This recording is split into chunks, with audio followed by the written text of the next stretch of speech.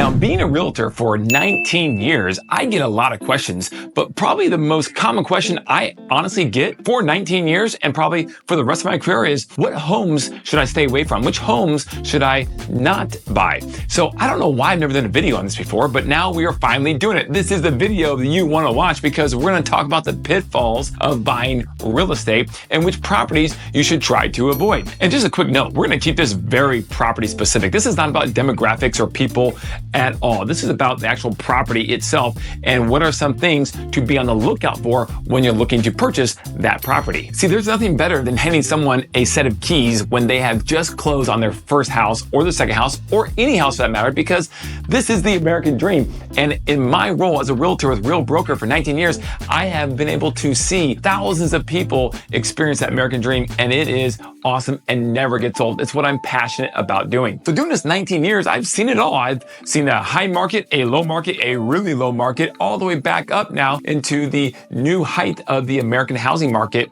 that is today in 2024. And I've seen properties that resell well and some properties that do not. And so the point of this is to share my experiences over 19 years, helping over 3,000 people buy and sell property right here in the Phoenix, Scottsdale area so you can avoid everything and learn from those mistakes. Now, if you don't mind, go ahead and reach out to us at our contact information below. We would love to help you if you want to skip everything and just call me. I'd love to have a 15, 30-minute conversation with you one-on-one about your goals in buying or selling real estate. Upgrading, downgrading, relocating to Phoenix, whatever it may be, we are passionate about helping our clients and would love to have a conversation with you. So in looking at my notes over the years and thinking about all the questions I received, I came up with the 8 things you want to look at and make sure you're aware of and probably avoid, if at all possible, when purchasing a property. And let's start with number 1, a former rental property. That's right, guys. Now, I'm a landlord myself. I own quite a few rental properties. I think real estate investing is a phenomenal tool to have in your investment portfolio.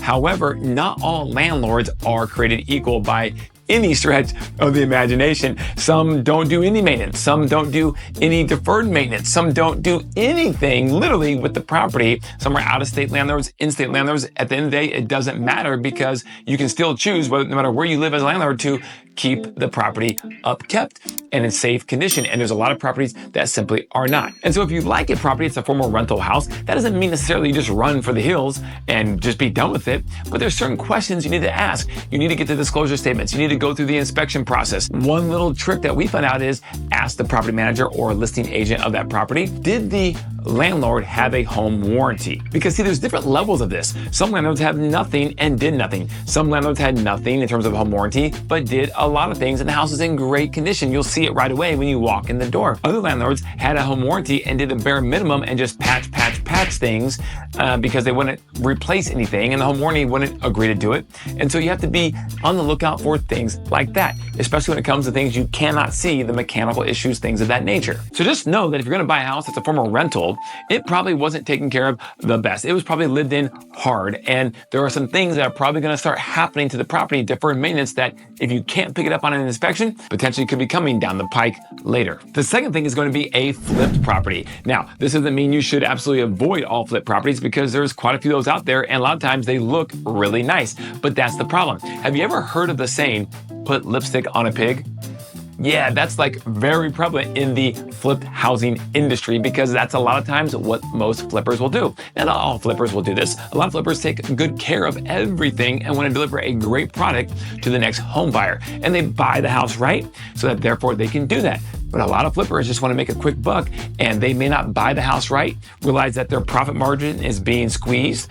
And so they just do the bare minimum and make it look nice, even though behind the walls, the roof, the mechanical things you can't see are not in the best condition. So you want to get that home inspection. You want to make sure you get other inspections if the general home inspector advises to do so. You want to check out a termite inspection. You want to get the disclosure statements and see what that flip owner is talking about in terms of what they're saying. You want to get the insurance claims history report for anything that they've had while they've owned it, and ideally the clue report. See guys, the clue report goes back 7 years, and this flipper probably hasn't owned the house very long, and there's some things they may not have done on their due diligence when they bought the house, and therefore maybe they just don't have the knowledge. But if you get that clue report, it goes beyond just that flipper flipper's ownership time period of the property, and we'll go back to the previous owner and the previous owner up to 7 years. So you have a really good idea what has been done, what work has been done to the property over the last 7 years, so that you can address and make sure it's been fixed and remedied before you buy it. Now, when you're walking through a flipped home, there are some hacks that we've found over the years that you need to pay close attention to, because if these aren't done correctly, chances are all the other things that you may not be able to see as well aren't done well either. Things like cheap cabinets, or worse yet, painted cabinets, and painted not even well by a professional painter potentially. Door hinges. This is a big one, guys. There should be uniformity throughout the house when it comes to plumbing fixtures and door hardware in most cases if the flippers are doing a quality job. But there's those flippers that will change out the old brass doorknobs with, some matte black or bronze finished nickel, and they'll do the doorknobs throughout the house. But when you open that interior door to the bedroom, look at the hinges. If the hinges are still the old brass, or even worse, they just paint over them white to match the casing, that's a shortcut. I mean, how hard is it to go buy those hinges, which are very cheap, and then just take them out and screw them back in? It's not, guys. And so therefore, if they didn't replace those hinges, which are cheap to do, it doesn't take much time, what else did they skip on? So just a few things that you need to be on the lookout for if you're looking to purchase a flipped property. Now, number 3, this is gonna be major roads. I would not purchase a property unless you just absolutely have to, that backs to a major road. 2 lanes, 3 lanes going one way, so a total of 4 or 6 lanes where it's going to be busy. And generally speaking, most buyers do not like that. And even if buyers do, they're gonna probably come up with some ridiculous amount of number that you need to discount your property when you sell it in order to be able to buy it. And by the way, if you're on the buy side and you still wanna buy that property, that's exactly what you need to do. Have a big discount thrown in there so that when you buy it right, you can pass that same discount on to the next buyer when it's time for you to sell. See, some people that come from major cities are okay with the noise, and that's fine. In Phoenix, there's not a lot of railroad tracks like there are in the Midwest or the East Coast, because Phoenix is a newer city relative to most cities across America. So you don't have a lot of these train noises and things of that nature where people living in urban cities across other parts of America are kind of used to, especially when it comes to other noises just being in the hustle and bustle of the city. Now, Phoenix is a big city, but it's spread out. And so you do have some urban places where you go vertical, but not a lot compared to other major cities equivalent to its size. So if you go to buy that house that has that major road noise, just know you gotta buy it right to be able to pass that savings on to the next buyer when you sell. Number 4 is gonna be something along the same lines. It's gonna be apartment buildings. Now, these are things that you can't do anything about. You can't move the major road. You can't move that apartment building that looks off in the distance right behind your backyard. But I'm telling you guys, I've sold homes before that have multifamily 3-level apartment buildings, or even 2-level apartment buildings, or sometimes 4 levels next to the property, the backyard, and people don't like it. There is a big haircut or discount for that seller when they go to buy that house, because they can just picture all the people sitting on their balconies, hanging out and drinking their favorite beverage, looking down the backyard as they maybe swim in their pool, or you're playing miniature golf, or throwing the football with your kid. Whatever it may be, they don't like that. And even if they love the house, they're going to be kind of scared because of the fear of the unknown of what it's going to be like with those people looking in your backyard, or late night parties. People looking to buy seem to always think that people living in apartments or multifamily just always like to party late night. And there is some truth to that, but it's probably not going to be every night, but they believe that. And even if they do party just a little bit, maybe that home buyer just doesn't want to have any party noise at all, and that's their prerogative. So if that's you, just know that most likely, no matter how big the discount is, it may not be worth it for you to buy that property next to that apartment complex. Number 5 is going to be horse farms or dairy farms. Guys, you would think we're living in the desert. What are you talking about, Kelly? I get that other places, but in Phoenix, dairy farms and horse farms, yes, they exist. It can be something as small as a property with 1 acre. That's it. But they have horse privileges, and there's a lot of places in Scottsdale, Cave Creek, and other places across the Phoenix metro area that are old horse property. And so they still have the horse privileges written into the CC&Rs or the HOA, and they can have horses. So that is a big deterring factor for buyers when they go to buy a house. How do I know? We just sold one in North Scottsdale, and this is a brand new, modern, beautiful home in a gated community, but outside the small little subdivision that was gated, right on the other side was a horse farm, and it was a bear or a horse to sell. So it was not easy. There was a small discount there that had to be taken because a lot of buyers, when they came into the house, sat there and pictured themselves hanging out on their covered patio in their luxury modern home and then smelling some horse bathroom, if you know what I mean, or maybe hearing the horses do their noise at night, or well, I can't make horse noises, but you know what I'm saying, right?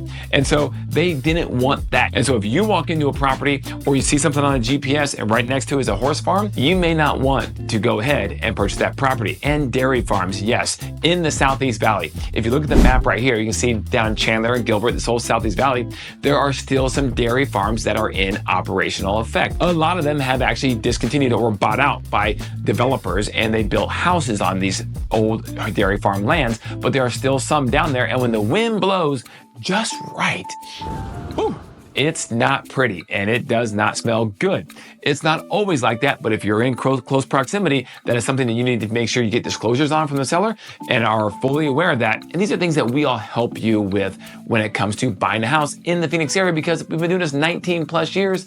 So we have a great idea of where those pockets lie throughout this certain part of the Phoenix area. The next one's going to be number 6, polybutylene plumbing. What is that, you ask? I'm glad you did ask, because it is a big thing. Now, it's slowly being pushed out of most of the houses in the Phoenix area, but back in the 80s primarily, and into the late 70s, I think, polybutylene was a material that a lot of builders used when doing the plumbing of the houses they built. Well, after the fact, a lot of homeowners started having leaks around the country or anywhere that had polybutylene plumbing. They started having leaks, and it was found that polybutylene has a higher propensity to leak than other types of plumbing. And so there was a class action lawsuit, you can look it up in Google, about polybutylene plumbing, and it was found to be defective to an extent. Now, there are a lot of homes that still have polybutylene plumbing to this day that have never leaked one time. So it just depends, but you have a higher odds, higher propensity to have that happen. And it's something you don't want to do if you're buying a house. So when you get that home inspection, you want to make sure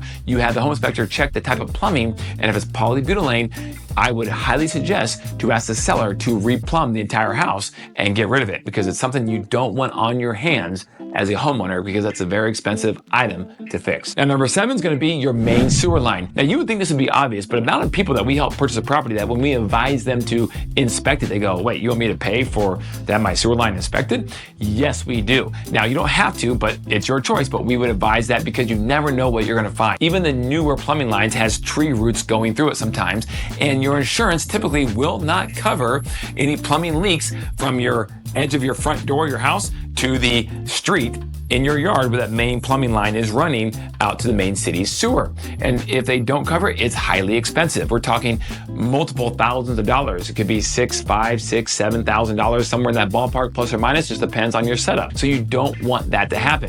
Things get clogged down there, tree roots grow through the newer ABS plumbing that may only be 10, 12 years old. It just depends. But you also have the older homes, and those are the ones you really got to watch out for that may have cast iron plumbing, maybe Orangeburg plumbing. These older homes built in the 60s, the 50s, the 40s even. Yes, that's right. There were homes built in the 30s and 20s even back in Phoenix, when the Phoenix was still a relatively newer city back then. And so you want to get those scoped because those could be problematic.